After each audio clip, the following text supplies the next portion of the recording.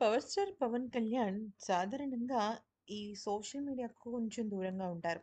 అయితే ఆయన తన పార్టీకి సంబంధించి, జన సైనికులకు సంబంధించి పెడుతూ ఉంటారు గానీ, పెద్దగా ఏమి కూడా ఆయన ఆహ్, సోషల్ మీడియాలో ఎక్కువగా యాక్టివ్‌గా ఉండరు.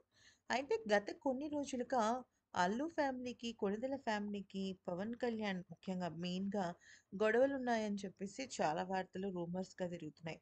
ముఖ్యంగా అల్లు అర్జున్, పవన్ కళ్యాణ్ అలాగే 'Allu Arjun', 'power star', 'mega power star' 'Ram Charan Teja' ఇలాగా. అయితే వీటన్నిటికి మధ్య పుకార్లు వస్తున్నాయి. ఎప్పటికప్పుడు వాళ్ళు సమాధానాలు చెప్తూనే ఉన్నారు.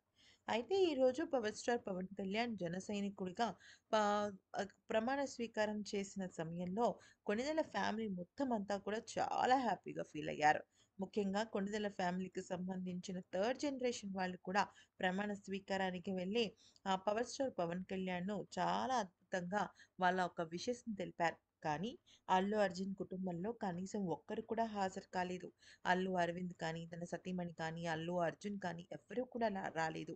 దీనికి తోడు సాయి ధరమ్ తేజ అయితే ఏకంగా సోషల్ మీడియాలన్నిట్లో కూడా అల్లు అర్జున్‌ని అలాగే తన భార్య స్నేహారెడ్డిని ఇద్దరిని కూడా అన్‌ఫ్రెండ్ చేసేసాడు.